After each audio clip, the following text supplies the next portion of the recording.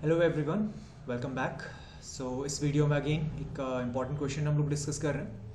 Question आपको लोगों को स्क्रीन पे विजिबल है। Question says in figure 5 ABCD is a square with side 2√2 centimetre and inscribed in a circle. Find the area of the shaded region. ठीक है, यहाँ पे अगर हम फिगर को देखें तो हमें पता चलता है कि यहाँ पे एक सर्कल है और उसके अंदर एक ABCD एक स्क्वायर है, राइट।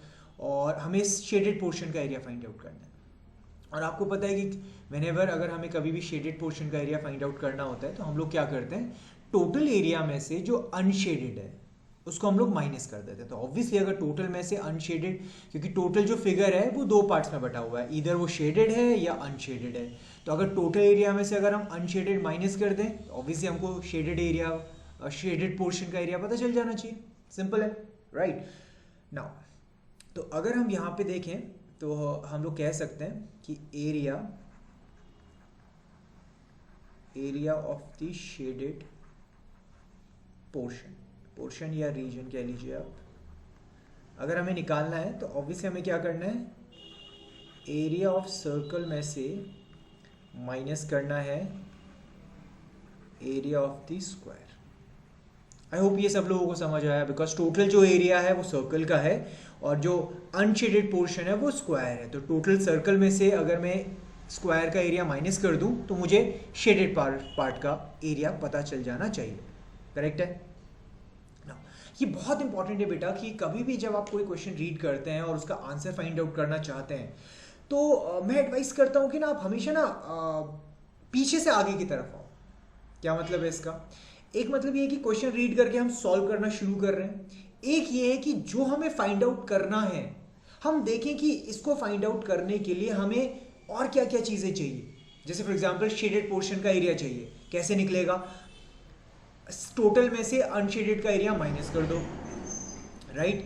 अब एरिया टोटल कितना है, सर्कल, तो सर्कल का एरिया कैसे निकलेगा? तो सर्कल का एरिया आपको पता है पाई आर स्क्वायर होता है और एरिया ऑफ स्क्वायर होता है ए स्क्वायर।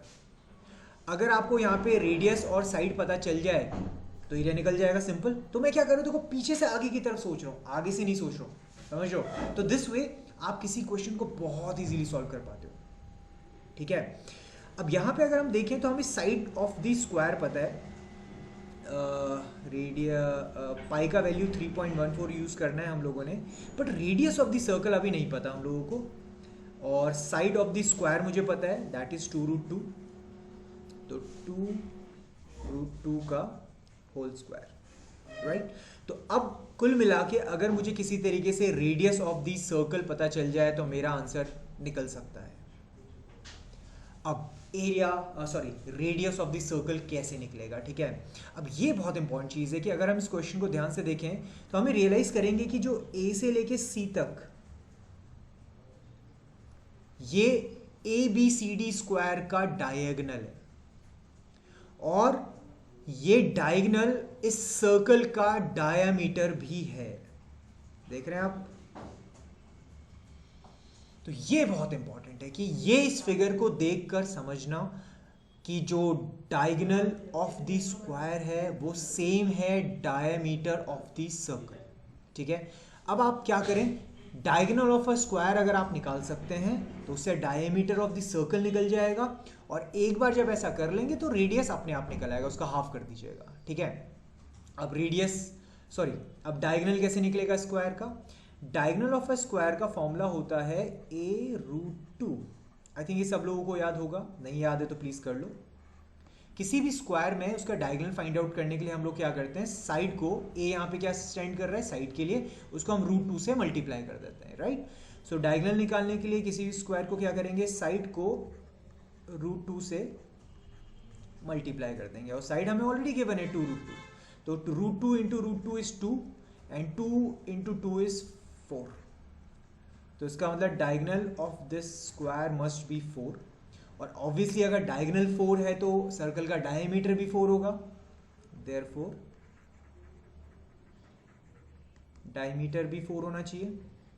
और देयरफॉर अब डायमीटर आपको 4 पता है तो रेडियस क्या होगा, 4 का आधा ऑब्वियसली, तो रेडियस मस्ट बी 2 सेंटीमीटर। तो इसका मतलब यहाँ पे अगर हम अब देखें तो इसका मतलब यहाँ पे जो रेडियस है that must be 2 so 2 into 2, सो यहाँ पे अगर हम सॉल्व करें तो it will be 3.14 multiplied by 4 minus, और ये हो जाएगा 2 इंटू 2 इज़ 4, 4 इंटू 2 इज़ 8, तो इसका वैल्यू हो जाना चाहिए 8। सो अब वैसे 3.14 को आप क्या लिख सकते हैं, इसको आप लिख सकते हैं 2 इंटू 1 से 2, 11, 5 से 10, 7 से 14। अच्छा, ऐसा इसलिए मैंने इसलिए किया बिकॉज दोनों में से अब मैं 8 को कॉमन ले सकता हूँ, और फर्स्ट वाले वैल्यू में से 1.57 बच गया और इसमें से 1 बच गया, तो वैल्यू क्या हो जाएगा, इसको हम लोग ऊपर सॉल्व कर लेते हैं, मैं इसको ब्लैक पेन से सॉल्व कर रहा हूँ, तो हो जाएगा वैल्यू 8 मल्टीप्लाइड बाय 1.57 में से 1 माइनस हुआ तो वैल्यू विल बी 57, तो area, so 5 into 7 into 8 is 56, 5, so my answer will be 4.56 centimetre square. तो दिस वे आप इस क्वेश्चन को सॉल्व कर सकते हैं, ठीक है। आई होप ये क्वेश्चन आप लोगों को समझ आया। कमेंट सेक्शन में मुझे बताइए आपको कैसा लगा ये वीडियो, और आपको अगर कोई भी प्रॉब्लम होती है तो आप मुझे कमेंट सेक्शन में बताइए। हमारा डिस्क्रिप्शन में फ़ोन नंबर भी है, कोई प्रॉब्लम रहता है उस पर कॉल कीजिए। प्लस हम लोगों का एक प्लेटफॉर्म है ask.truemaths.com, कोई भी मैथ से रिलेटेड प्रॉब्लम रहता है आप उस पर जाइए और अपने डाउट्स को वहाँ पे आप पूछ सकते हैं। हमारे जो एक्सपर्ट्स हैं वो आपको वहाँ पे हेल्प करेंगे।